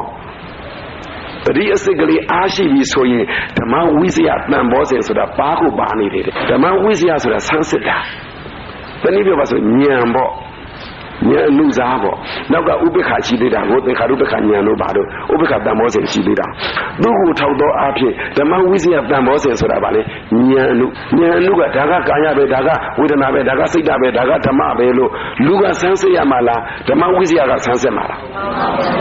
အခုခက်နေတာကလူကဆန်းစစ်နေကြတယ်ဒါကြီးကကာယဒါကြီးကယုတ်ဒါကြီးကနံလူဆန်းစစ်လို့ကိုရကိုမရဘူးတဲ့လူကဆန်းစစ်လို့လူကအပေါ်အလုပ်ဝင်ရှုံရင်ဓမ္မဝိဇ္ဇာကစိတ်မတူတတ်ပြီမဲ့လို့လောက်ပါမောင်မင်းကြီးသားရဲ့လို့ခွင့်လွတ်ပြီးရောတဲ့ရှောင်ပြေးရောတဲ့ဓမ္မဝိဇ္ဇာမဝင်မမြကာလပတ်လုံးအဲ့ဒီတတိလေအစစ်ကိုမဟုတ်ဘူးဟုတ်အောင်တော့အားရှိတဲ့တတိလေမဟုတ်ဘူးတဲ့တတိအစစ်ဆိုရင်ဓမ္မဝိဇ္ဇာဉာဏ်အနုစားလေးလည်းပါပြီလေပါပြီးသားတဲ့ဆရာတော်ဘုရားကြီးကတော့ပြောပါတယ်အေးတဲ့တတိအစစ်ကလေးရှိအဲ့ဒီဉာဏ်လေးပါတယ်ဆိုတာဘယ်သူမှဟောမရပါဘူးကွယ်တဲ့လူတွေကဘယ်နှနာရီထိုင်ရမှကြာထိုင်ရမှနဲ့တဲ့သူတို့ကအဲ့ဒါကိုတရားထင်နေကြတာတဲ့တကယ်ကကြာထိုင်ရတာကအရေးကြီးတာမဟုတ်တတိအစစ်ဖြစ်ဖို့တတိအစစ်အားရှိဖို့တတိအစစ်အားရှိတယ်ဆိုတာတတိအစစ်အားကဘွားကနေပေါ်လာတာမဟုတ်ဘူးအတော်တို့တတိအစစ်အားကဘွားကနေပေါ်လာတာမဟုတ်ဘူးဦးတို့အဲ့ဒီဓမ္မဝိဇ္ဇာလေးပါလာတာကိုဘာလို့ခေါ်တာလဲအားရှိလာတာခေါ်တာဓမ္မဝိဇ္ဇာလေးပါလာတာကိုအားရှိတယ်ခေါ်တာတစ်ယောက်ဆိုရင်လူသေးနှစ်ယောက်ဆိုရင်လူရှင်သုံးယောက်ပေါင်းတော့လောင်းကျော်9ယောက်ပေါင်းရင်နိဗ္ဗာန်မြင်တယ်ဟုတ်လားတယောက်ဆိုရင်လူသေးနှစ်ယောက်ဆိုရင်လူရှင်လူသေးနဲ့လူရှင်ဘယ်သူကအားကောင်းတတိတကောင်နဲ့ဖြစ်ပါစေတဲ့အားမနာဘူးတတိတကောင်နဲ့ဖြစ်ပါစေလူသေးတဲ့ဓမ္မဝိဇ္ဇာပေါင်းလိုက်မှပါလေလူရှင်တဲ့တယောက်ဆိုရင်လူသေးနှစ်ယောက်ဆိုရင်လူရှင်သုံးယောက်ပေါင်းမှလောင်းကျော်တဲ့တကယ်ဓမ္မဝိဇ္ဇာအဲ့ဒီစူးစမ်းဆင်ခြင်တတ်တဲ့ဉာဏ်လေးကဒါကရုပ်ပဲဒါကနာမ်ပဲဒါကခန္ဓာပဲဒါကအာယတနာပဲဒါကကာယဒါကဝေဒနာဒါကစိတ်ဓာတ်ဒါကဓမ္မပဲလို့အဲ့လိုဆန်းစစ်တတ်တဲ့ဉာဏ်လေးပါနေရင်ဆန်းစစ်တဲ့ကောင်လေးကထက်ခါဆန်းစစ်နေပါလေတဲ့ဘာလို့ဆန်းစစ်နေတာတော့ဝိရိယကပါပြီးသားဖြစ်နေတယ်တဲ့သာသနာမှာစိတ်ဝင်နေစရာစိတ်မကောင်းစရာကဝိရိယကိုဟိုလိုလုံးမဝိရိယထင်နေကြတယ်ဓမ္မဝိဇ္ဇာကိုဟိုလိုဆန်းစစ်မှဝိရိယထင်နေကြတယ်မှတ်ထားပါပဋိဟံဘိခဝေတပ္ပတိကဝဋ္ဌာမိတဲ့ဟိတတိဆိုတာကိုတဲ့ငါဘုရားကအလုံးစုံအလိုရှိတာရနိုင်တဲ့ကောင်လို့ခေါ်တဲ့အခုတတိယစိတ်ကလေးရှိရင်ဓမ္မဝိဇ္ဇာဘာဖြစ်လဲကျေးဇူးတော်ရှင်ဆရာတော်ဘုရားကြီးများပြောတဲ့တတိရှိသမတတိနဲ့ထိုင်သမတတိထားသမဆိုဒီတတိမျိုးပြောတာအဲ့ဒီတတိမျိုးမဟုတ်ဘဲနဲ့ဖဏပြောက်မှဆိုးလို့ကြွကြွအိတ်နဲ့ထုတ်ဖွက်တာမျိုးတော့မရဘူးဟုတ်လားကိုသားသမီးဆွေမျိုးသားချင်းအနာမည်တွေမမေ့တာလောက်နဲ့မရဘူးခဏပြောခဲ့တယ်စတိုးဆိုင်ကကုန်ပစ္စည်းဈေးနှုန်းပြောင်းတာမျိုးမှတ်မိတာမျိုးတော့နဲ့မရဘူးဘာတတိမှရမလဲဆိုတော့ဓမ္မဝိဇ္ဇာနဲ့တွဲမယ်တတိအဲ့ဒီဓမ္မဝိဇ္ဇာနဲ့တတိတွဲရင်ဝိရိယဆိုတာကလည်းဘာဖြစ်လဲပါပြီးသားတဲ့ဘာလို့ပါတာလဲတတိအားကောင်းလို့ဘာလို့အားကောင်းတာလဲတတိကတတိသက်မဟုတ်ဘူးတဲ့တတိတန်ဘောစဉ်မို့လို့တဲ့တတိတန်ဘောစဉ်မို့လို့တဲ့တန်ကောင်းစွာကောင်းတော့ ဘောဓိယဘောဓတ္တအင်္ဂောဘုဇင်ကောဘောဓိလို့ခေါ်တဲ့အရဟတမေဉာဏ်ရဲ့အစိတ်အပိုင်းအထောက်ပံ့မှုလို့တဲ့ကားမှာဘိမပိုင်ရင်သွားမရတယ်လို့တဲ့ကားဘိမပိုင်ရင်တမို့ရည်ရဲသွားတဲ့ကားတော့ရှိတော့ကားဘိမပိုင်ရင်သွားမရတယ်လို့ကားမှာဝင်ရုံးမပိုင်ရင်သွားမရတယ်လို့တဲ့ကားမှာအင်ဂျင်မပိုင်ရင်သွားမရတယ်လို့တတိဓမ္မဝိစီယဝရိယအဲ့ဒီဘောဇင်9ပါးဆိုတာကအရိယာမဲ့ဖြစ်မဲ့ပါလေလေအင်္ဂါအစိတ်တွေဘယ်နှခုလဲ9ခုအဲ့ဒီ9ခုစုံမပြီးသားပြောပါတယ်နော်တချို့ကစုံမမသိစုံမမသိအဲ့လိုပြောနေအဲ့ဒီ9ခုစုံမနေဆိုတာက9ခုပြည့်စုံတာ12ခုပြည့်စုံရင်အရိယာမဲ့ဖြစ်တာဆုံးနေဆိုတာကသူလည်းအကြောင်းသူ့ကျေးဇူးပြုသူကလည်းအကြောင်းသူ့အကျေးဇူးပြုနားလည်းလွယ်အောင်ပြောရင်တတိအကြောင်းဆုံးတော့ဓမ္မဝိဇ္ဇာလေးပေါ်တယ်ပေါ့ဓမ္မဝိဇ္ဇာလေးပါလာတော့တတိလေးအားကောင်းတယ်ပေါ့တတိအားကောင်းတော့ဓမ္မဝိဇ္ဇာပါဓမ္မဝိဇ္ဇာပါတော့သဘောပေါက်လားဆုံးတာအကြောင်းချင်းပါဖြစ်လာလေသူကလည်းသူ့ကျေးဇူးပြုသူကလည်းသူ့ကျေးဇူးပြုအဲ့ဒါကစလိမ့်နဲ့ဆုံးတာစာလုံးနဲ့စုံတာက9ခုလုံးစုံတာတဲ့ဘောဓိယာဒါအဋ္ဌိလိစာလို့တရားလို့သုံးရင်တော့ပညာရပေါ့ဘောဓိတစာလို့သုံးရင်တော့ညာဏတ္တပေါ့ဘောဓိဆိုတာဉာဏ်ပညာပါပဲအဲ့ဒီအရဟတမေအရဟတဖို့ဉာဏ်ပညာရကြောင်းကျင့်ကြံရမယ်တရားမတွေမို့လို့လည်းပဲဘုဇင်ကအဲ့ဒီဘောဓိဉာဏ်လို့ခေါ်တဲ့အရဟတမေအရဟတဖို့ဉာဏ်ရဖို့ရအတွက်အစိတ်အပိုင်းတွေမို့လို့လေမန်ဘုဇင်ကလို့ခေါ်တာအင်္ဂတရာကအကြောင်းလို့လည်းဟောလို့ရတယ်အစိတ်ပိုင်းလို့လည်းဟောလို့ရတယ်ဟောဒီတတိကအရဟတမေအရဟတဖို့ဉာဏ်ရအောင်စပြီးပွားရမယ်အကြောင်းရင်းမို့လို့လည်းဘုဇင်ကဟောဒီအရဟတမေအရဟတဖို့ဖြစ်လိုက်ရင်လည်းပဲအဲ့ဒီထဲမှာပါတဲ့အစိတ်ပိုင်းမို့လို့လည်းဘုဇင်ကသဘောပေါက်လားမသိဘူးဒါနဲ့ဘုဇင်ကဘောဓိဆိုတာဘာလဲဆိုတော့မသိသေးတာကိုသိတာပါလေဉာဏ်မသိသေးတာကိုသိတာဉာဏ်မသိသေးတာကိုသိနိုင်မဲ့တရားဓမ္မလေးပေါ်လာနိုင်တဲ့တတ္တိအဲ့ဒီဖြစ်လာတဲ့တတ္တိကိုဘာလို့ခေါ်လဲဘောဓိအခုဘောဓိကိုဘာလို့ကောက်လဲအရဟတမေလို့ကောက်တယ်အရဟတမေဉာဏ်ပေါ့အရဟတမေဉာဏ်ကဘာကိုမသိသေးတာလဲနိရောဓသစ္စာလို့ခေါ်တဲ့နိဗ္ဗာန်ဘာကိုမသိသေးတာလဲနိရောဓသစ္စာလို့ခေါ်တဲ့နိဗ္ဗာန်ကိုသိနိုင်တာဒီအရိယာမဲ့ပဲသိနိုင်တယ်အရိယာဖို့ပဲသိနိုင်တယ်ဒီမှာကမဲ့၄ပါးဖို့၄ပါးမှာဥဆောင်ပဓာနာအာကြီးတာကိုပဓာနာပြုလိုက်ရင်အရဟတမေဘောဓိကိုပဲဘာလို့လဲဘောဓိလို့သုံးလိုက်တာမသိသေးတာကိုသိဖို့ဆိုရင်မသိသေးတာဒီဘာပဲရှိလဲနိဗ္ဗာန်ပဲရှိတယ်မသိသေးတာဒီနိဗ္ဗာန်မရှိတယ်ပြောမှတဲ့ဘုရားအဆူဆူပွင့်တော်မူခဲ့တဲ့ထဲမှာမိမိတို့ကြုံပြီးတော့ရုပ်လည်းတွေ့ခဲ့ဘူးတယ်နာမ်လည်းတွေ့ခဲ့ဘူးတယ်ဘာကိုပဲမတွေ့ခဲ့ဘူးတာလဲနိဗ္ဗာန်ကိုမတွေ့ခဲ့ဘူးလို့အရိယာမဖြစ်သေးတာပုထုဇဉ်ဘဝနဲ့ရုပ်တွေ့အောင်ထိအားထုတ်ခဲ့ဘူးတယ်နာမ်တွေ့အောင်ထိအားထုတ်ခဲ့ဘူးတယ်အရိယာမဖြစ်သေးတော့နိဗ္ဗာန်ကိုမတွေ့ခဲ့သေးလို့နိဗ္ဗာန်အရိယာမဖြစ်သေးတာသဘောပေါက်လားဒါနဲ့မတွေ့ဘူးသေးတာပါလေနိဗ္ဗာန်အဲ့ဒီအာထုတ်ပုံအာထုတ်နည်းဘုဇင်9ပါးကတော့ဘယ်လို့မှပြောမရဘူးနောက်တစ်ပတ်ကျမှပြောချင်ပြောမယ်အခုပြောချင်တာကမှတ်ထားပါကိုမမြင်ဘူးသေးတာဂယုစိုက်ပြီးမြင်အောင်ကြိုးစားရမှာကနိဗ္ဗာန်တစ်ခုတည်းရှိတယ်ကျန်တာတွေမြင်ဘူးလို့ရိုးပြီလို့များနေလိုက်ကြစမ်းပါတော့ကျန်တာလေးကြားဘူးလို့ရိုးပြီလို့များစိတ်ကလေးမွေးလိုက်စမ်းပါတော့ကျန်တာတွေစားဘူးလို့ပါလေရိုးပြီကျန်တာတွေထိဘူးလို့ရိုးပြီကျန်တာတွေဘာဖြစ်လဲနံဘူးလို့လဲရိုးပြီတဲ့ရိုးတဲ့သူမှနိဗ္ဗာန်ရမယ်တဲ့မရိုးရင်နိဗ္ဗာန်မရဘူးရိုးတဲ့သူမှနိဗ္ဗာန်ရမယ်ဘာရိုးတာလဲဝတ္ထုအာယုံကာမဂုဏ်တွေဟာမြင်ဘူးပေါင်းလဲရိုးပြီဟာဒါလေးကဆန်းသေးတယ်ဟေးဆိုဆန်းတဲ့သူနဲ့နိဗ္ဗာန်နဲ့မတက်ဒီလူတွေကလူရိုးတွေလားလူသန်းတွေလားဟမ်လူရိုးဆိုလို့ဥရွှေရိုးပဲကြားဘူးလေသဘောပေါက်လားမသိဘူးဒီလူတွေကလူရိုးတော့ဖြစ်ချင်းဖြစ်မယ်ဟုတ်ချင်ဟုတ်မယ်ဟုတ်ပါတယ်အာမခံပါတယ်ဒီလူတွေရဲ့စိတ်ကတော့ နင်တို့တဲ့လေလို့ဘုန်းကြီးလုပ်နေတာအဲ့လိုပြောလိုက်ရမှာပေါ့ဟုတ်လားတကယ်ကလူကရိုးကျင်တော့လဲပဲ